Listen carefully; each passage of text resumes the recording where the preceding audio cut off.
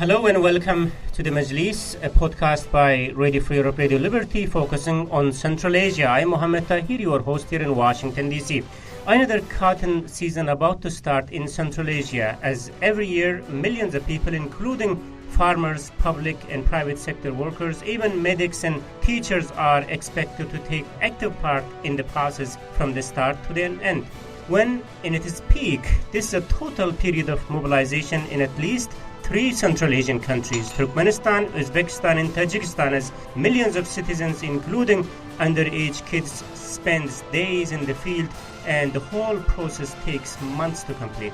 All this happens under the supervision and watchful eyes of security forces, but despite international outcry, despite the fact that it is against their own national laws, those countries are not giving up on this Soviet-era practice. On today's Majlis, Radio Free Europe, Radio Liberty Central Asia podcast, we plan to discuss how does this massive mobilization takes place, what effect it has on people, and why authorities aren't giving up on this.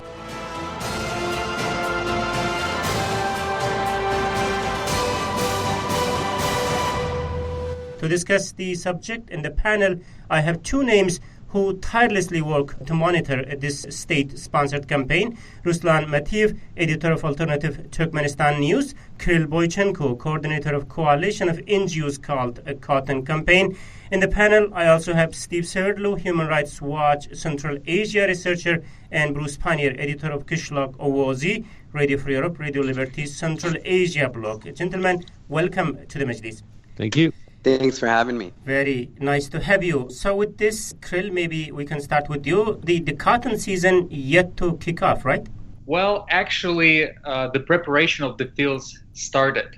In Uzbekistan, weeding season has started, and we see first cases of violations in the fields. Just recent information that we received this week is that medical workers in Jizak region of Uzbekistan and another region in Uzbekistan were forced to clean the fields and prepare them for the harvest. Ruslan, maybe you could jump in there. Based on signs from last year's harvest and this year's preparation so far, as Krill just mentioned, what changes do you see in Turkmenistan? And later, maybe, Steve, you can follow up the changes in Uzbekistan since we have a new president. Well, frankly speaking, I don't expect any changes this season. Alternative Turkmenistan News has been conducting this monitoring since the season of 2013. And to my evaluation, things are getting worse and worse each season. More and more people are being forced to pick cotton. The government, the top leadership of the Turkmen government, criticizes the regional governors and officials for not fulfilling the quotas, and they, in their turn, force civil servants to pick more and travel to the fields more often. At the same time, we see a lot of pressure on individuals who try to document instances of forced labor. And this pressure means for them prison terms, intimidation, harassment at work, etc., etc. Mm-hmm. Talking about Uzbekistan, so especially it's important because we have a new president. Any changes this year compared to the previous year? Steve, Krill, jump in. You know, I think the larger context here is really important. There's an enormous amount of discussion about what has changed and what hasn't changed in Uzbekistan, and there's I would say, a flurry, a euphoria almost among many of the diplomats that we speak to and representatives of some of the international organizations who have been, after a decade of being shut out of Uzbekistan, going there in droves almost. From an Uzbek perspective, you've had the High Commissioner for Human Rights from the United Nations, Prince Hussein, visiting Uzbekistan in the last 2 weeks and making a statement. And that was a very, very significant event. Yeah. And you've had international financial institutions engaging, and many of them have pointed to what they see as the major changes on cotton as evidence that you now have a kinder, gentler Uzbek government and regime and system. But the problem is is that it's very hard to verify that those claims are actually true. But so far, the evidence on the ground is that the repressive system remains almost unchanged. In March this year, we saw our colleague and human rights defender, Yelena Orlaeva, beaten by police on the way to a meeting to brief the World Bank about what was happening in the cotton harvest, and then forcibly consigned to a psychiatric hospital and kept there for over a month. And so we continue to see over 1 million adults forced into picking cotton. So on the one hand, I think President Mirziyoyev is striking a lot of positive notes rhetorically, but as of yet, until we can actually verify what's going on in the cotton season this year and the weeding system, which has just started, I think it's premature to say that there have been improvements. In fact, we're troubled by what seems to be the same patterns repeating themselves. Bruce, earlier we were talking about Mirziyoyev, since came to power, has touched a number of things. And the cotton, or maybe the agriculture, is something that he continues with the legacy of previous president. Can you elaborate on that? Yeah, well, of course, that is one of the glaring examples of no change, actually, in Uzbekistan, is we haven't heard anything about the cotton campaign past some vague promise of the fact that Russia is going to help them build a tractor factory, for farming machinery, and sometime in 2020 or after that, they're going to have more mechanized farming of the cotton fields. But that's about as far as it's gone. And I think it's really important, to focus on the fact that Kirill just mentioned that the clearing of the fields is happening in Jizak province, and that, of course, is Mirziyoyev's home province. Yeah. And so you would think if any change was going to happen at all, it would be there, because he would be more informed about what was happening and be more familiar with the officials working there. So the fact that we hear now that Jizak is already, the preparations for the cotton harvest are already underway, indicates that we got no change coming at all. It might sound, that we are repeating some known facts here, but I think it's worth to remember earlier, Ruslan, you alluded to that. How does the period of mobilization looks like when it happens? Well, in Turkmenistan, the forced labor, its ugliest form begins in late August and continues throughout the fall and ends somewhere mid-December, depending on the amount of harvest and the weather conditions outside. Every public institution, like a public school or a hospital or a bank or a factory, you name it, receive quota assigned by the governor of that region. And of course, the governor receives this quota from the center, from Ashgabat.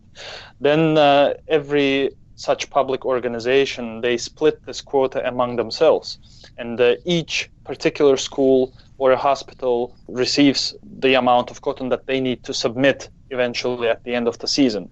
And then inside of those organizations, of those public institutions, they decide who is going to take turns, who is going to go where, to which fields, to which regions, for how long, and how much they need to pick every day. Usually it is the quota stays at 50 kilograms per day, but early in the season, of course, it's not possible to meet that quota for obvious reasons, because cotton is not there yet. But closer to end of September and to mid-October, this is basically feasible. And demands may raise closer to the mid-season. So this is how it works, basically. People travel every morning to the fields. A bus comes to pick them up, and later the same bus, in most of the cases, brings them back to the city. The next day, another shift would go to the field. In organizations like public utility services, there are several day shifts. For instance, people can go for a 10-day trip, which means that they need to take their sleeping stuff like mattresses, pillows, etc., and they literally sleep in the fields or in the gyms of public schools in those regions. So they travel for 10, 15, and even longer, even more days during such assignments. This is the picture from Turkmenistan during the total mobilization. Is the process any different in Uzbekistan, Kirill? Well, it's very interesting, and I think it's very relevant when you say, Mohammed, that maybe we repeat certain things again. But it seems very important to repeat these things because both governments, they try to change the narrative all the time. Right. So we see the reporting and monitoring and cases of forced labor in both countries. But the governments make declarations that this practice is abolished, that they're past the stage of child labor, and now they have a very small problem with forced labor, whether this is not the case. So what we see, and both countries are similar in terms of the state-orchestrated system of forced labor. And this is quite unique. And for practitioners around the world that work on modern-day slavery, cases of Uzbekistan, Turkmenistan, and Tajikistan are unique because the governments, they act as perpetrators. Sort of they are the traffickers of their own citizens. And the systems are similar in terms of what Ruslan just described. I just wanted to give you some illustration of 2016 cotton harvest from our great partners and colleagues, Uzbek-German Forum for Human Rights. Right. They did an independent monitoring and reporting from Uzbekistan, and they worked with activists on the ground, and they recorded over 1 million forced laborers during 2016 cotton harvest, and among them 200,000 students of higher education institutions, 200,000 college students, and 600,000 employees of public and private organizations. And those are teachers, doctors, and this is happening again, just like it happened years before. And we don't see the change, unfortunately, but even with the change in administration, we don't see the change in the state-run system of forced labor. If possible, let's also mention the case of Gaspar Matalayev, an activist from Turkmenistan who did monitoring in 2016 and before, and who was arrested last year for precisely this activity and subsequently sentenced to 3 years in prison on false charges. Also, Kirill mentioned some numbers related to Uzbekistan and the numbers of people. I also have some figures here. We calculated the total number of schools in Turkmenistan. We removed the Akhal region where the cotton is not picked. We removed the same way Balkan region. And from the 3 remaining regions, almost 46,000 teachers pick cotton on a daily basis. How does this happen in Tajikistan, Steve? It's interesting that the Tajikistan is somewhat different because of land reform and the way it was handled. And I think because of Tajikistan's more, perhaps its dependence on donors and its some of the differences in terms of the diplomatic posture. A decade ago, things started to change. Although, Kirill and Ruslan describe a system that's very similar. It's just somewhat less centralized. We were doing research in Dangara, the home region of President Rahmon, about 3 years ago, where we documented kids being forced out into the fields on school days, on Saturdays, being beaten when they didn't meet their quotas. So it was still the government that was actually trafficking people, but that it appeared to be not centralized in a national way, but more in a regional way or a local way. And we don't have the same figures, the same overall scale and scope of child or forced adult labor. So things changed a bit in the past decade. But I think the problem is still there, and it's unseen, and certainly as the economic climate there has declined during the crisis over the past few years, I imagine that it exists more than we're able to actually report on and document. So it's still a key problem, and it's still intertwined with the state. Bruce, last year, quite tragic incidents were reported from the cotton fields of Uzbekistan, thanks to Azotlik, the Uzbek service of Radio Free Europe, Radio Liberty, with whom you closely work. We have at least some idea that what's happening there. What are the incidents that are common on the ground in the cotton fields there? Well, probably the most common incident is suicides. People who fail to pick the quota that's been designated to them, and then they're humiliated by local officials. Sometimes they're physically abused by local officials, and they end up going and hanging themselves or finding some other way to commit suicide. But beyond that, you also have a lot other incidents of people simply, it's hot, they're long days. Some of these shifts go anywhere from 12, 16 hours or something. They don't get a whole lot of sleep. And when the shift is over, at the end of the day, people are just exhausted. They end up crossing the road and not paying enough attention and getting run over.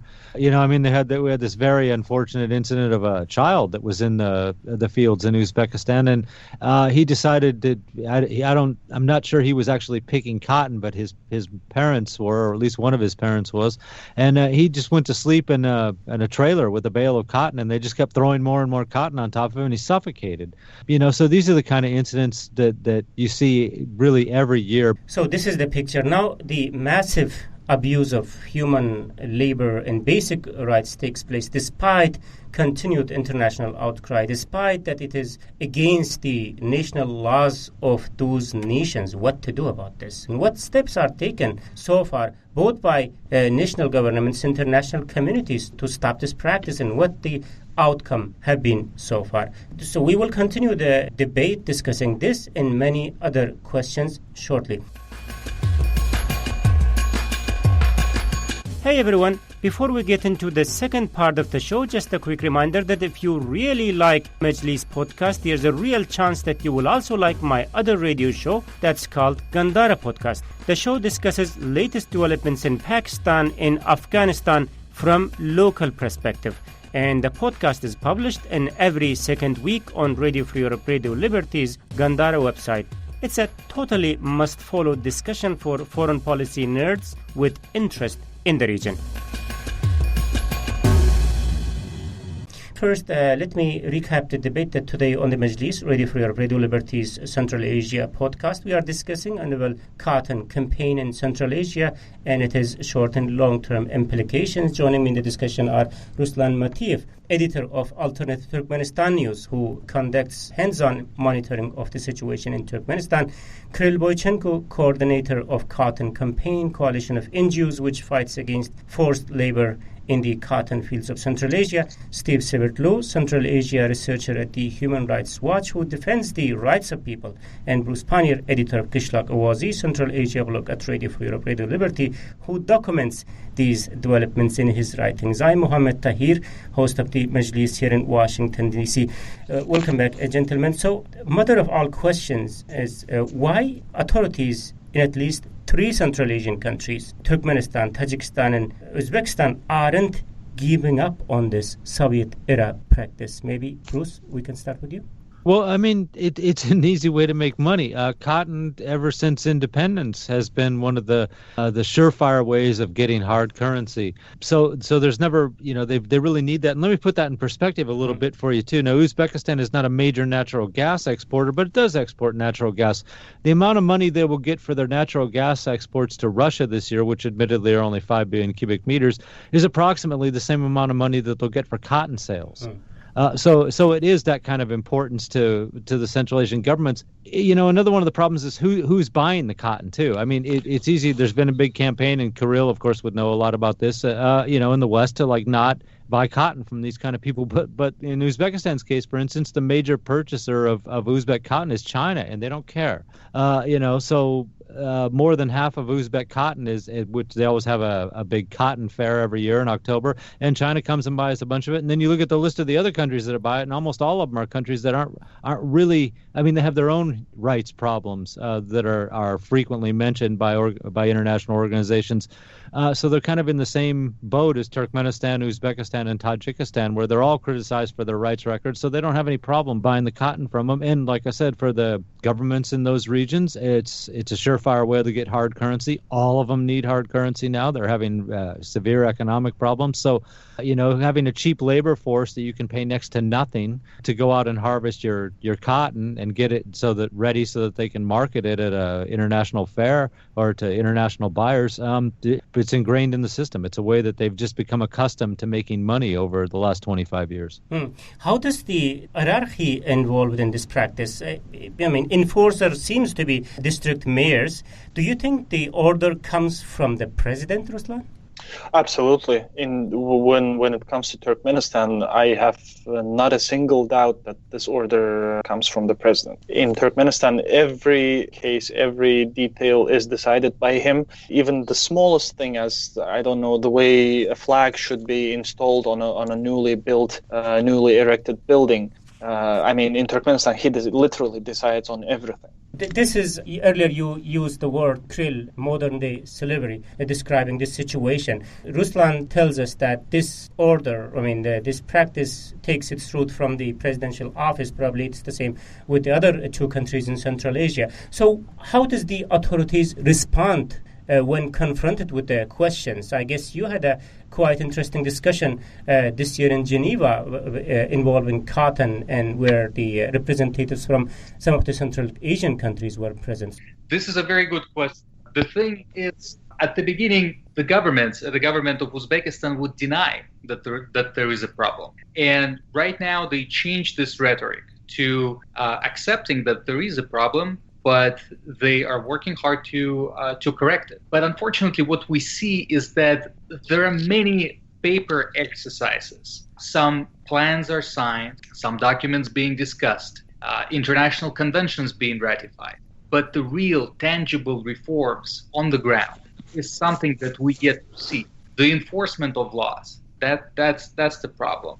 Even when the government publicly gives statements that forced labor is a crime, at the same time, it gives directives to regional governors and administrators, hakims, to continue this practice, or they will be punished. And law enforcement enforces this practice. So on one hand, you have information for the outside world, and Uzbek citizens, they themselves say that this is not for us.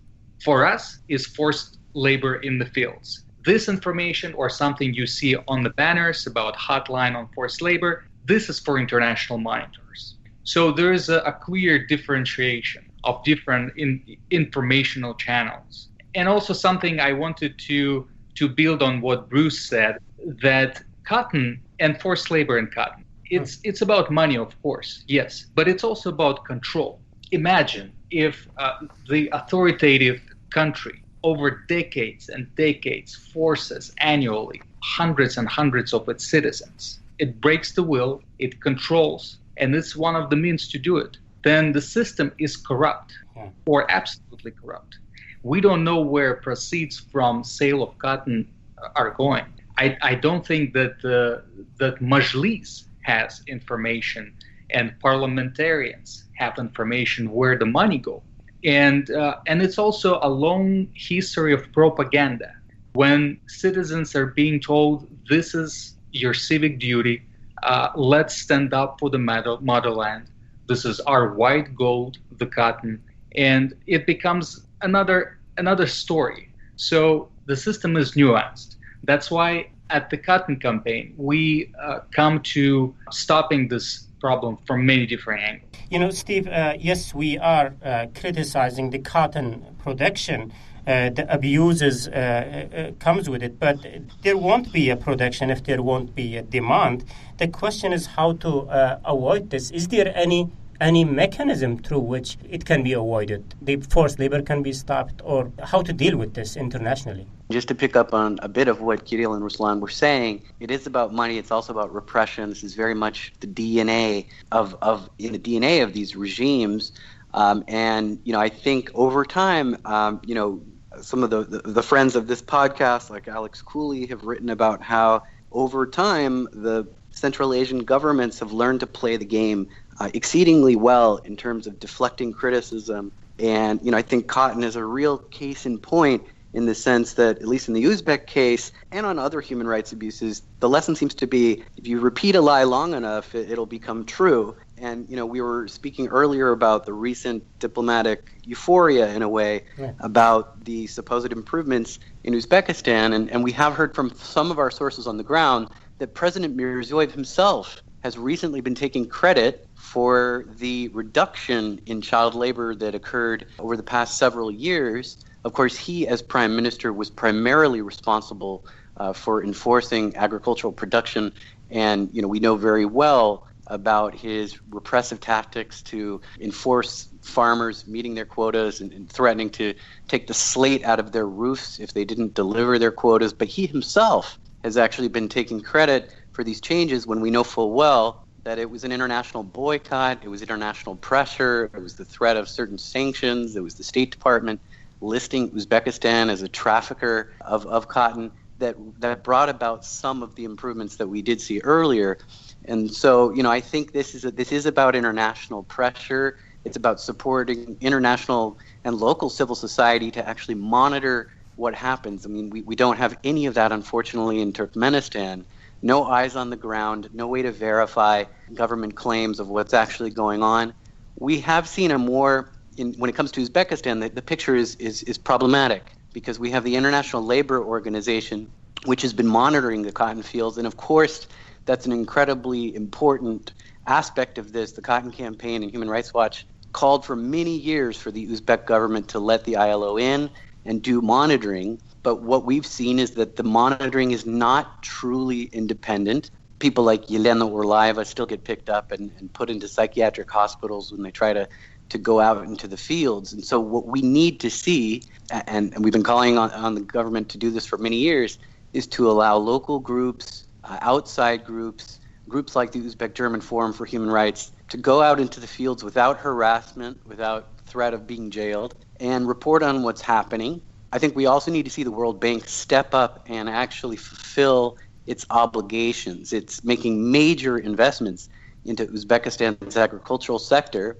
I should flag that we have a report at Human Rights Watch that will be coming out soon in the next 2 months about the World Bank's responsibility to hold Uzbekistan accountable where it finds that forced labor and child labor are occurring in its own projects. The World Bank has conditions that they place on Uzbekistan when they give them money for agricultural reform, and one of those conditions is that there can be no forced labor or child labor in World Bank projects. And yet, as Kirill said, in 2015 and 2016, we saw just that happening.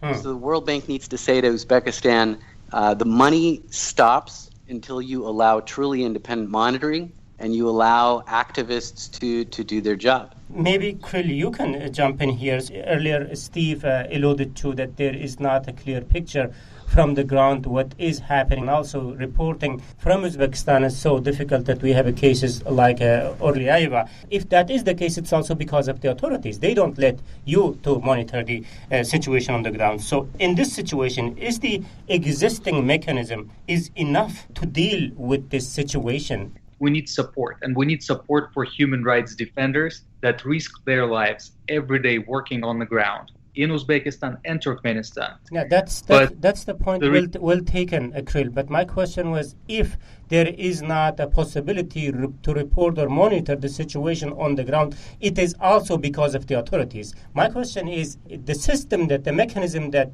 we have today, the tools that we have today to convince those authorities is sufficient to deal with the situation. You understand the forced labor in the cotton field continues despite these criticism by various NGOs, international organization, UN, for example, but it continues. And it also that they don't let you to report about that transparently. So my question is, the existing system, is it sufficient to deal with the situation? No, absolutely not. And because cotton is a global supply chain commodity, and because it's a major cash crop for many countries, and it's a high demand export product, it's been bought by many different companies. And it's an obligation of the companies to look into their supply chains and excuse that we have suppliers and sub-suppliers and it's 3, 4, 5 layers are not good enough. There is legislation in the US, it's the US Tariff Act. In the UK, it's the UK Modern Day Slavery Act. There are other countries that enforce similar legislation that prohibit imports of products that are made with forced labor. And companies have to look into this. And non-governmental organizations and human rights activists are their eyes and ears. And therefore, they have to be allowed to do their work, to document and report the concerns. Because otherwise, we are looking at the system that is stained with modern-day slavery, whether products are being bought and sold without any accountability and transparency. Mm-hmm. So the system is not good at the moment, and it has to change. Mm-hmm. Can I just add a thought here?